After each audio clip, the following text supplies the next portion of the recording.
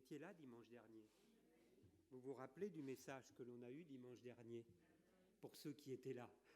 J'espère que vous vous en rappelez, parce que souvent, d'une semaine à l'autre, on ne se rappelle déjà même plus de ce qui a été apporté d'une semaine à l'autre.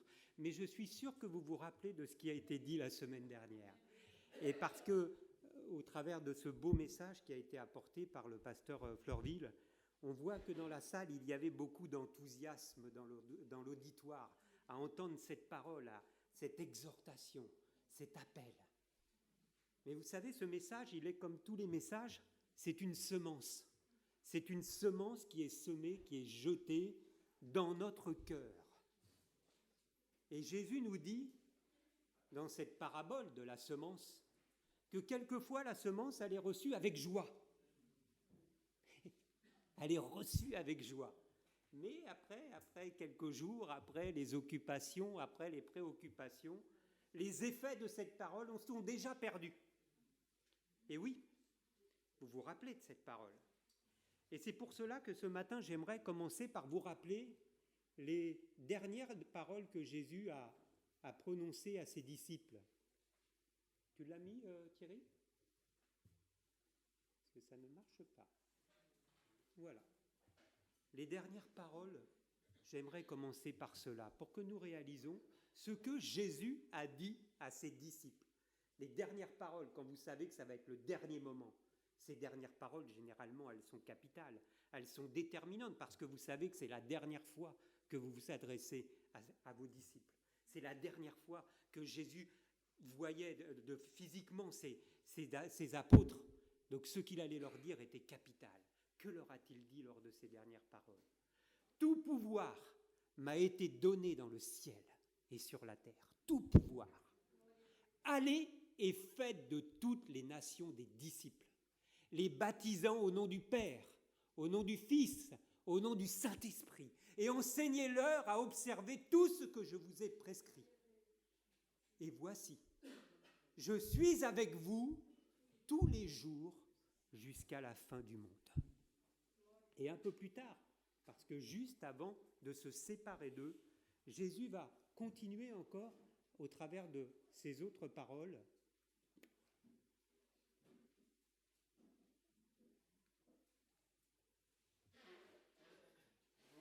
Mais vous, restez dans la ville jusqu'à ce que vous soyez revêtus de la puissance d'en haut.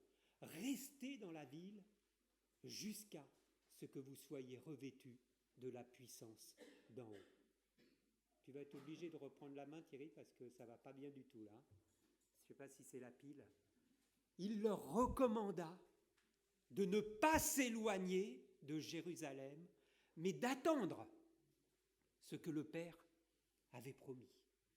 Et juste avant de se séparer d'eux, puisque la discussion continuera, Jésus rajoute « Vous recevrez une puissance, le Saint-Esprit survenant sur vous, et vous serez mes témoins à Jérusalem, dans toute la Judée, dans la Samarie et jusqu'aux extrémités de la terre. » Vous connaissez ces paroles? Vous les avez déjà lues, peut-être. Vous les avez déjà entendues. Ces paroles, Jésus les a prononcées. Ce sont les dernières paroles que Jésus a prononcées, a adressées à ses disciples. Et donc ces paroles s'adressent à nous ce matin. Si nous nous considérons comme disciples du Seigneur, si nous nous considérons comme l'Église, participants de l'Église de Jésus-Christ, ces paroles s'adressent à nous aujourd'hui. Elles s'adressent à nous. Et qu'est-ce que nous voyons au travers de ces paroles? Nous voyons que Jésus a adressé des directives précises. Il a confié une mission à ses disciples. Jésus leur dit, vous serez mes témoins. Jésus nous confie quelque chose d'important. Il nous dit que nous devrons être des témoins.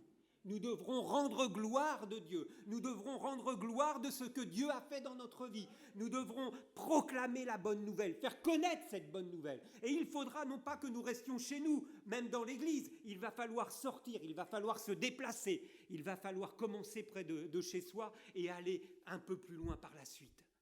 Ces paroles, Jésus nous les a adressées à chacun d'entre nous. Mais Jésus rajoute, c'est ce que nous avons vu dans le texte précédent, que nous ne serons pas seuls pour le réaliser. Il nous a dit qu'il sera avec nous jusqu'à la fin du monde. Jésus sera avec nous. Il sera avec nous, il sera avec eux dans cette tâche qu'il leur confie. Mais en dernier lieu, c'est ce que nous voyons ici, il leur recommande de ne pas s'engager dans la tâche avant d'avoir été revêtus de la puissance d'en haut. Et il leur demande de rester à Jérusalem jusqu'à ce que la promesse soit réalisée. Que croyez-vous que les disciples vont faire? Que croyez-vous que les disciples vont faire en ayant entendu cette parole? Ils auraient pu rendre gloire à Dieu pour la promesse, avec des chants et des prières, en disant « Alléluia, gloire à Dieu ». Ils auraient pu faire cela et reprendre leurs activités, comme auparavant. Recommencer la semaine comme d'habitude, avec les préoccupations, les activités, tout ce qui peut remplir notre activité, tout ce qui peut remplir notre esprit. Mais ce n'est pas ce qu'ils ont fait. Ce n'est pas ce qu'ils ont fait. Non, ils ont pris la décision de retourner à Jérusalem. Ils se sont rassemblés dans la chambre haute, là où ils avaient pris ce dernier repas avec Jésus. C'est là qu'ils se sont rassemblés. Et ils ont décidé de rester ensemble dans ce lieu. Et c'est ce que nous dit ce texte. Tous, d'un commun accord, ils persévéraient dans la prière. Ils ont pris cette décision de rester ensemble. Ils ont pris cette résolution d'obéir au Seigneur. Ils ont pris la résolution d'obéir à ce que Jésus leur avait demandé de faire.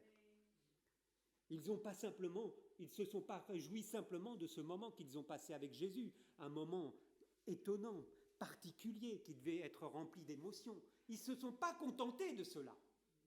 Ils ont décidé d'obéir au Seigneur et d'attendre l'accomplissement de la promesse, parce qu'ils s'attendaient à recevoir quelque chose.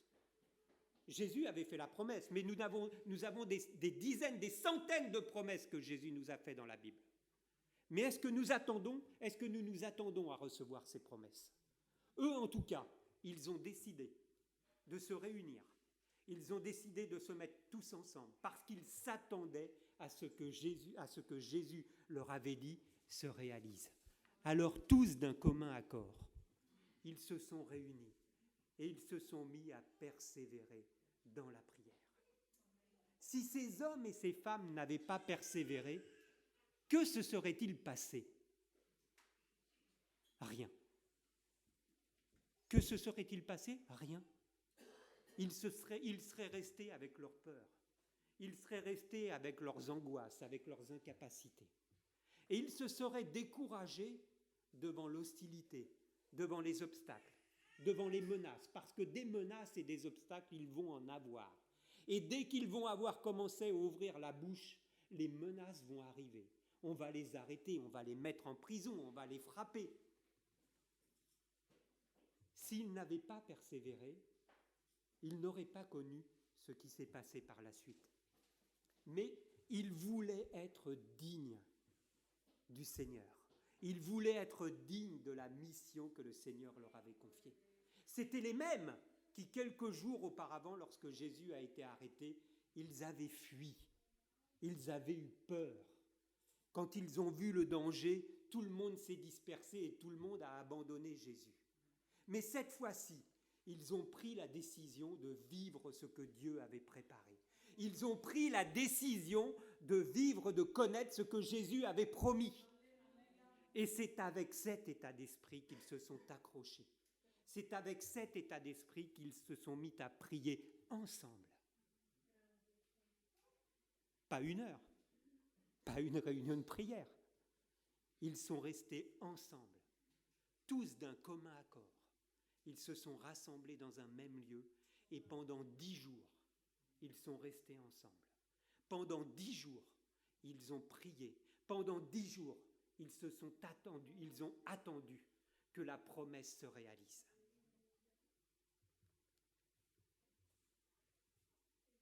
Il y a 2 semaines, un peu plus de 10 jours, donc il y a 2 semaines, le calendrier affichait Pentecôte.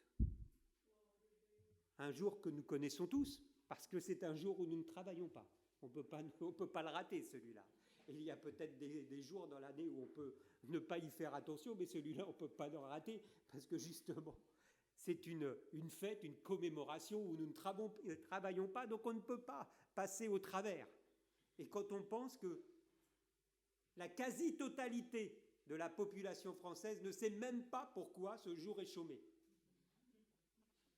Mais figurez-vous, frères et sœurs, qu'il y a fort à parier que si nous continuons comme nous faisons, nous allons finir comme la plupart des gens de cette population française. Nous ne saurons même plus pourquoi ce jour est férié.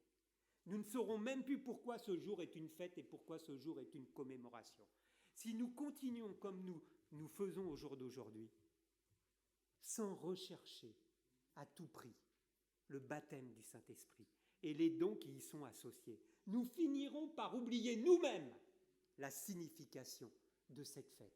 Nous passerons finalement, comme tout le monde, à côté de cela. Car, frères et sœurs, regardons bien. Où est l'esprit de la Pentecôte dans notre Église? Où est l'esprit de la Pentecôte dans notre Église? Le frère Fleurville a parlé de cela la semaine dernière. Il nous a rappelé l'importance du baptême du Saint-Esprit. Il nous a rappelé, même plus que cela, que c'était une nécessité. Vous savez ce que c'est une nécessité? C'est une nécessité de boire. C'est une nécessité de manger. On sait ce que c'est ça. On ne passe pas à côté. C'est une nécessité d'être baptisé du Saint-Esprit pour pouvoir servir le Seigneur. C'est une nécessité d'avoir les dons du Seigneur pour pouvoir accomplir la mission que Dieu nous a confiée. Si nous n'avons pas ces dons, si nous n'avons pas le baptême du Saint-Esprit, notre service sera inutile, il sera inefficace. C'est ce qui nous a été rappelé la semaine dernière.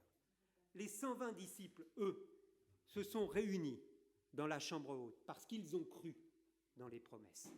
Ils ont cru dans les promesses que Dieu leur avait faites. Et c'est parce qu'ils y ont cru, pour cela, et parce qu'ils y ont cru, ils ont persévéré. Parce qu'ils ont persévéré. Parce qu'ils ont obéi au Seigneur. Parce que leur amour pour le Seigneur était une motivation pour eux. Parce qu'ils avaient le désir d'accomplir la mission que Dieu leur avait confiée. Pour toutes ces choses, à cause de ces choses, ils ont expérimenté la gloire de Dieu. Ils ont expérimenté la gloire de Dieu dans leur vie. Et ils ont vu les signes. Ils ont vu les signes et les prodiges qui doivent accompagner l'annonce de la parole de Dieu, l'annonce de la bonne nouvelle. Parce qu'ils y ont cru, parce qu'ils ont persévéré, parce qu'ils se sont accrochés, parce qu'ils étaient habités de cet état d'esprit. Et parce qu'ils désiraient accomplir cette mission qui est de faire de toutes les nations des disciples. Où est l'esprit de la Pentecôte aujourd'hui? Que cherchons-nous, frères et sœurs? Même quand nous venons à l'église, que cherchons-nous? Est-ce que nous cherchons à être fidèles au Seigneur? Est-ce que nous cherchons à servir le Seigneur? Est-ce que nous cherchons à être ses disciples que Dieu a désiré? Dieu nous a confié quelque chose d'extraordinaire. Que cherchons-nous au jour d'aujourd'hui? Est-ce que notre condition nous convient? Que voit Jésus lorsqu'il regarde l'Église? Que voit Jésus? Moi, je crois que Jésus, lorsqu'il voit l'Église, il voit une Église qui manque de puissance. Il voit une Église qui n'a pas l'équipement nécessaire pour faire le service. Et un jour, peut-être, nous entendrons cette parole du Seigneur qui nous dira « Mais où est ton premier amour ?» Que cherchons-nous, frères et sœurs? Parce que voyons-nous dans la Bible? Que voyons-nous dans la Bible?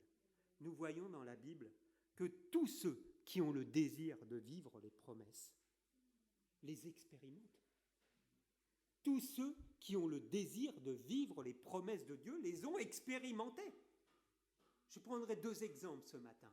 Dans le livre des Actes, forcément, nous sommes dans cette pensée-là. Le premier, Corneille, cet officier romain. La Bible nous dit, chapitre 10 des Actes des Apôtres, nous dit que cet homme cherchait Dieu de tout son cœur. C'était un Romain, pas un Juif. Cet homme cherchait Dieu de tout son cœur. Il nous est dit qu'il craignait Dieu. Et lui et toute sa famille. Et il faisait beaucoup d'aumônes, il priait Dieu continuellement. Et Dieu a vu son cœur. Dieu a vu son désir. Ce désir de lui plaire. Alors, voyant son cœur, Dieu lui a envoyé son serviteur, Pierre.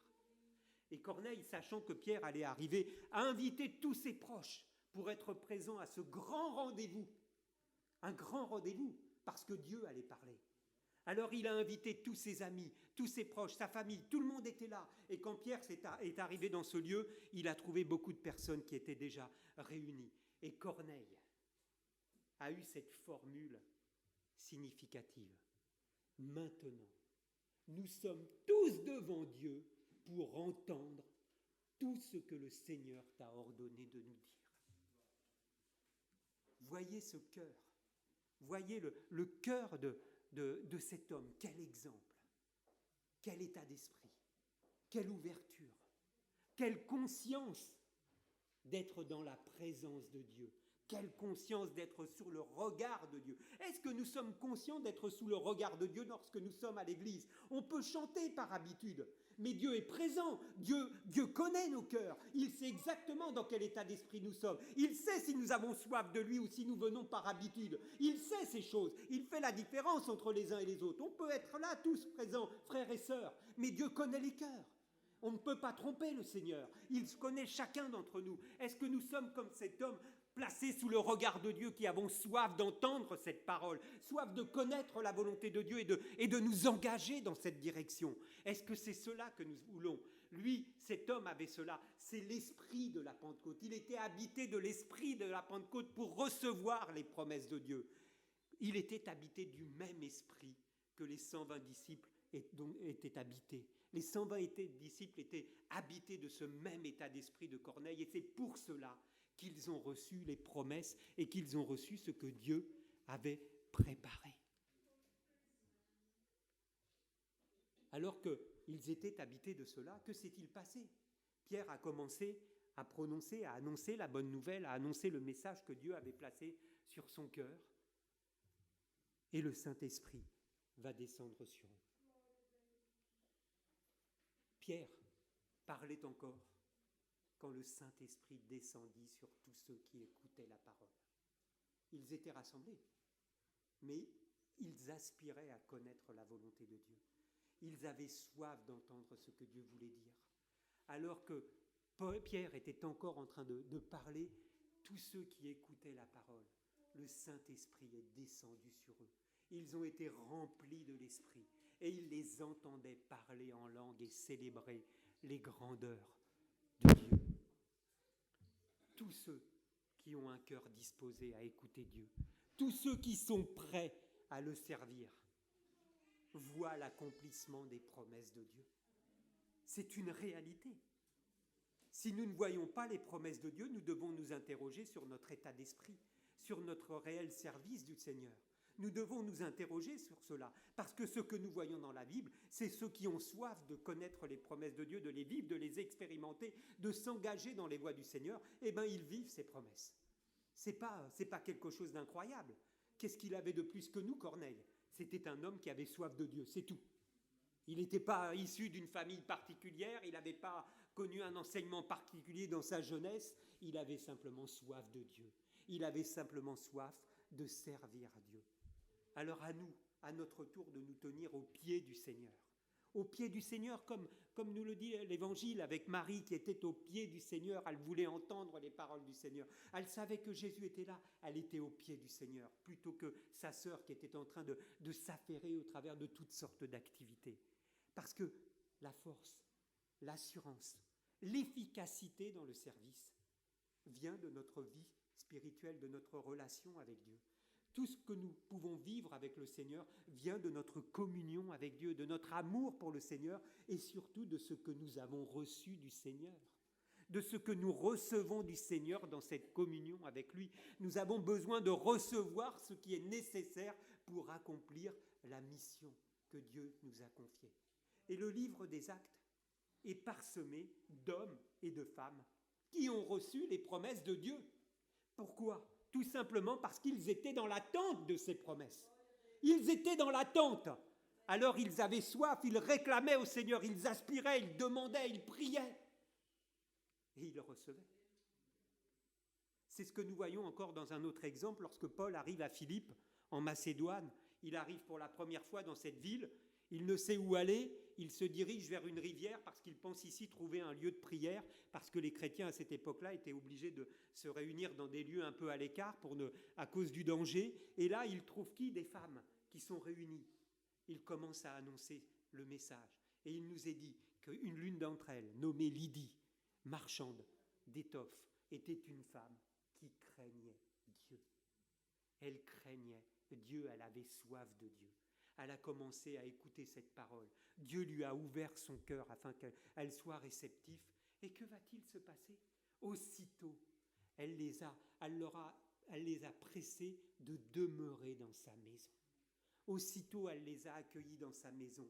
Et voilà, dès lors qu'un cœur est disposé, qu'un cœur est bien disposé, qu'un cœur est prêt à plaire, à chercher à plaire à Dieu, s'attend à vivre les merveilles de Dieu, tout devient plus simple. Imaginez cette femme.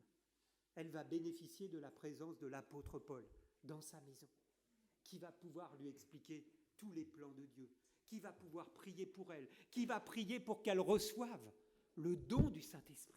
Parce que dès que Paul arrivait quelque part, il posait la question, avez-vous reçu le don du Saint-Esprit? Il va prier pour elle, elle va recevoir le don du Saint-Esprit et sa vie ne sera plus jamais la même.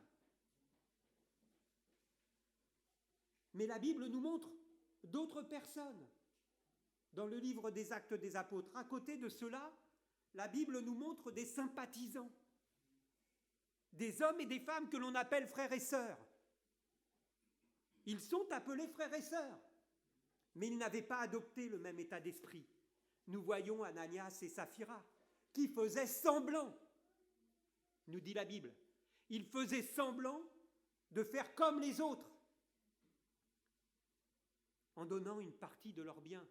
Nous voyons un peu plus tard Simon, l'ancien magicien, qui avait été baptisé dans l'effervescence, comme tout le monde. Il avait été baptisé au nom du Seigneur.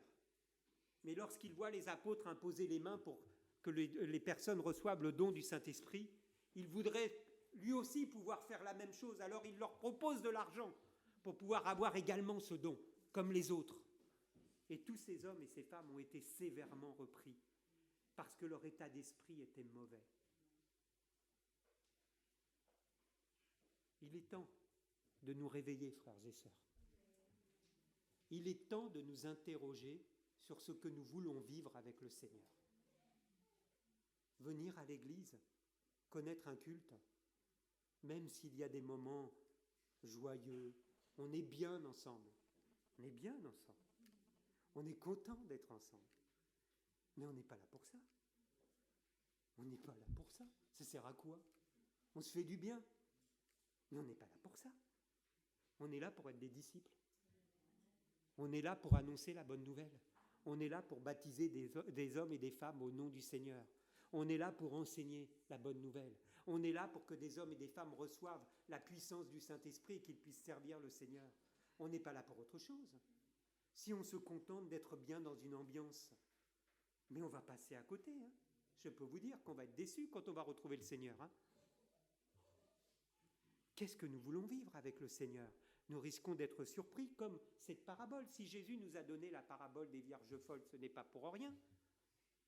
Il nous donne cet exemple pour nous montrer que ces vierges folles, lorsque l'époux est de retour, elles n'avaient plus d'huile. Elles n'avaient pas veillé. Elles n'avaient pas veillé à leur relation avec l'époux. Elles ne s'étaient pas préparées. Peut-être qu'elles s'étaient relâchées. Mais la réalité, c'est que lorsque l'époux arrive, elles sont prises au dépourvu. Elles n'ont rien à présenter au Seigneur. Leur lampe ne brillait plus. Pourtant, Dieu a tout mis à notre disposition. Il a envoyé son Fils mourir à notre place, parce que nous ne pouvons pas nous racheter par nous-mêmes. Mais Dieu a envoyé son Fils, il nous a rachetés, il nous a justifiés, il nous a adoptés, et il a placé en nous son esprit. Il a placé en nous son esprit.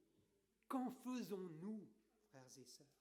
Dieu a placé son esprit en nous, mais que faisons-nous de cet esprit que Dieu a placé en nous? Il veut nous revêtir de puissance et nous donner l'équipement pour le service. Alors, je me pose cette question et je vous la pose. Quelle génération voulons-nous être? Quelle génération voulons-nous être? Est-ce que nous voulons être de cette génération qui vit les promesses? Ou est-ce que nous risquons d'être cette génération qui passe à côté? Eux ont décidé, ils ont pris la résolution, tous d'un commun accord. Ils persévéraient dans la prière afin de recevoir ce que Dieu a promis. C'était il y a bien longtemps. Mais figurez-vous qu'il y a un siècle, un peu plus d'un siècle maintenant, un peu plus d'un siècle, des hommes et des femmes comme nous ont décidé de vivre ce que Dieu avait promis. C'était en 1900, dans le Kansas, aux États-Unis. Des hommes et des femmes, mais pas des grands, pas des personnes brillantes, des simples chrétiens, comme nous. Ils s'étaient réunis uniquement pour vivre cette expérience. Ils étudiaient les actes des apôtres. Ils ont bien vu qu'il y avait quelque chose. Ils se disaient, mais pourquoi alors cette expérience? Cette expérience ne serait-elle pas pour nous encore aujourd'hui? Ils ont décidé d'étudier cette parole. Et ils se sont réunis, ils faisaient des nuits de prière, ils se réunissaient pour recevoir cela. Et c'est comme cela, la nuit du 31 décembre 1900. Cette femme que nous voyons en haut, toute simple, Agnès Osman, après avoir entendu cet enseignement qu'ils avaient reçu déjà depuis plusieurs fois, demanda qu'on lui imposât les mains pour recevoir le parler en langue et recevoir le baptême du Saint-Esprit. Ils se sont dit, ces promesses, c'est également pour nous. Ils se sont mis à prier. Elle a demandé qu'on lui imposât les mains. Ça faisait des années qu'on n'entendait plus parler de parler en langue, de baptême du Saint-Esprit. C'était même plus enseigné dans les églises. Ils ont cru que la promesse était également pour eux. On a prié pour cette femme et cette femme s'est mise à parler en langue. Même pas le pasteur, même pas un ancien, une femme qui a estimé que ces promesses étaient également pour eux encore aujourd'hui. Elle a demandé qu'on lui imposât les mains et elle s'est mise à parler en langue. Et à partir de là, des hommes et des femmes ont commencé à croire que cette expérience à nouveau pouvait être possible. Et quelques années plus tard, en 1906, des frères et des sœurs, là encore, il n'y avait pas de pasteur, ils se sont réunis dans un lieu, ils priaient ensemble, ils étudiaient les actes des apôtres. Et le Saint-Esprit s'est répandu dans ce lieu. L'effusion du Saint-Esprit est arrivée sur ce lieu. Ça s'est répandu de partout. Tout le monde a su que le baptême du Saint-Esprit avait été descendu sur des chrétiens dans ce lieu en 1906. Des pasteurs sont venus du monde entier pour voir ce qui se passait, pour voir si c'était vrai, pour voir comment connaître cette expérience. Et ils sont repartis à leur tour dans leur propre pays avec ce trésor. Et c'est ainsi que prit naissance un nouveau mouvement évangélique que l'on a appelé le mouvement de Pentecôte. En 1900, en 1906, parce que des chrétiens ont cru que cette promesse était également pour eux. Parce que des hommes et des femmes n'ont pas une réunion. Ils ne sont pas contentés de dire Alléluia, la promesse existe. Ils se sont accrochés, ils ont persévéré, ils ont réclamé, ils ont recherché. Et le Saint-Esprit a vu.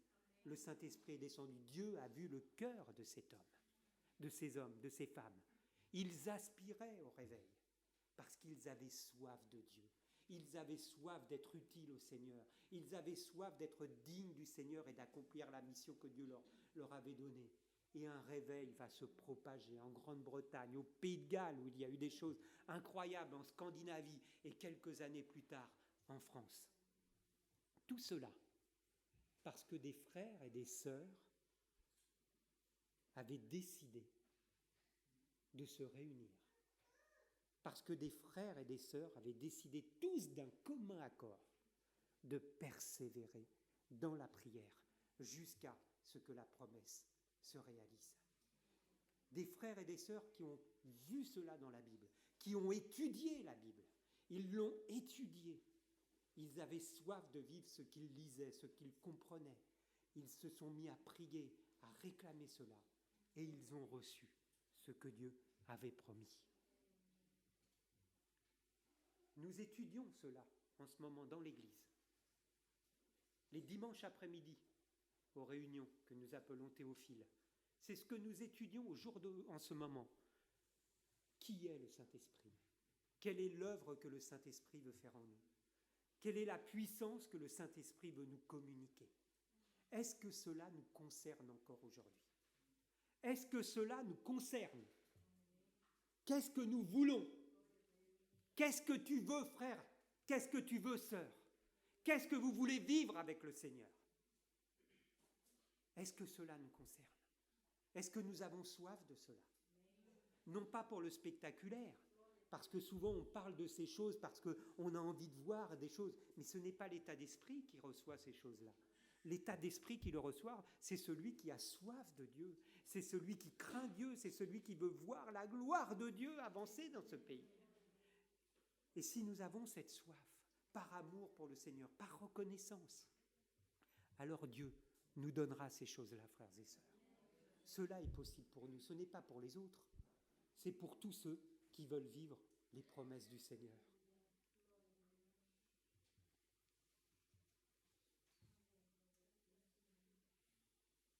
Alors vraiment, j'aimerais conclure avec cela. Je crois que nous avons besoin de nous réveiller. Nous avons besoin de prendre conscience d'un certain nombre de choses. Parce que ce que nous lisons dans la Bible, ce n'est pas des histoires. Ce n'est pas des choses que nous racontons aux petits-enfants. Ce n'est pas des choses pour l'école du dimanche. La parole de Dieu, elle est pour tous ceux qui veulent vivre cette parole. Nous devons nous réveiller. Nous devons réaliser que les promesses de Dieu, si nous ne les avons pas encore vécues, ce n'est pas normal. Si nous n'avons pas encore reçu ce que Dieu a préparé, vous croyez que Dieu il a préparé des choses et que ça s'est arrêté? Vous croyez que c'était juste pour un siècle ou que c'était juste pour 2 siècles? Vous croyez que c'est normal que d'autres le vivent en Afrique et qu'on ne le vit pas en Europe? Qu'on le vit ailleurs et qu'on ne le vit pas en France? Pourquoi cela? Dans la plus grande ville de France, Paris, qui est une tellement grande ville, vous croyez que Dieu n'a rien prévu pour Paris? Vous croyez que Dieu est limité pour Paris? C'est à nous de nous réveiller. C'est à nous de nous emparer de cela, de nous emparer de l'esprit de la Pentecôte. Ces hommes et ces femmes l'ont vécu parce qu'ils avaient l'esprit, un état d'esprit. Ils ont décidé de recevoir ces choses-là. Les 120 disciples ont décidé de le recevoir. Ces hommes et ces femmes, il y a un siècle aux États-Unis, ils ont décidé de le recevoir. Et si vous parcourez l'histoire, partout où cela s'est réalisé, des hommes et des femmes se sont mis à genoux, ils ont prié jusqu'à qu'ils reçoivent les promesses de Dieu et ils ont reçu les promesses de Dieu. Parce que Dieu n'est pas limité, parce que Dieu est toujours le même. Il est toujours le même hier, aujourd'hui, éternellement. Nous savons lire, nous savons proclamer ces paroles, mais nous devons les expérimenter. Que nous puissions vraiment réaliser cela. Alors, nous parlons de ces choses-là. Nous en avons parlé dimanche dernier. Il en a été question ce jeudi encore à la réunion de prière. Nous en parlerons les dimanches suivants. Nous en parlerons dans les formations du dimanche après-midi. Si vous êtes concernés, venez. Si vous êtes concernés, on est un auditoire bien rempli le dimanche matin. À la formation, on va être 10 personnes. Est-ce que c'est normal cela? Vous voulez rien? Vous vous contentez de cela? Ça vous fait plaisir d'être dans l'état où vous êtes? De vivre ce que vous vivez? C'est ça que vous voulez? Mais ce n'est pas ce que le Seigneur veut. Ce n'est pas ce à quoi le Seigneur nous appelle. Réveillons-nous, frères et sœurs. C'est un cri du cœur que je vous lance. Réveillons-nous, je me parle à moi-même. Je suis comme vous. Mais réveillons-nous. Nous voulons finir notre vie chrétienne comme cela, sans avoir vécu la moindre expérience, sans avoir vu le moindre signe. Mais Dieu n'est pas limité, c'est nous qui sommes limités dans notre esprit. Réveillons-nous. Je vais m'arrêter là. Gardons cela dans notre cœur, frères et sœurs. Que ce ne soit pas un message. On dit moins Alléluia aujourd'hui, je suis désolé, mais c'est une réalité. Si nous voulons vivre cela, maintenant, il va falloir relever les manches.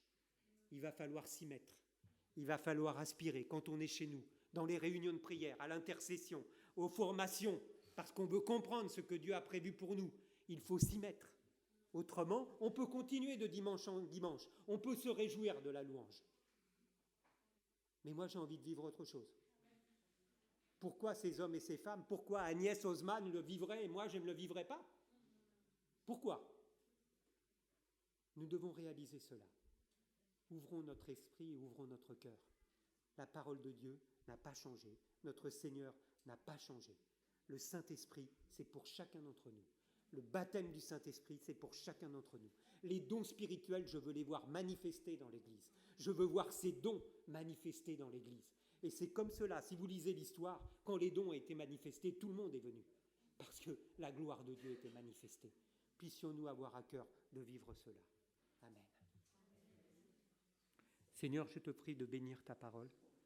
Je te prie, mon Dieu, de visiter nos cœurs et de te manifester, Seigneur, dans nos vies.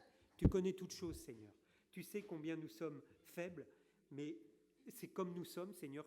Tu nous as choisis, tu nous as rassemblés dans ce lieu. Si tu nous as permis de former une église tous ensemble, Seigneur, ce n'est pas pour rien. C'est parce que tu connais chacun d'entre nous. Tu sais quel est le rôle de chacun d'entre nous dans cette église. Et je te prie, mon Dieu, vraiment de visiter tes enfants, Seigneur, afin que chacun puisse prendre sa place, que chacun puisse être à son poste, Seigneur. Je te prie de bénir tes enfants, de bénir chacun d'entre nous, de visiter, de répandre ton esprit, de répandre tes dons dans le nom de Jésus. Amen.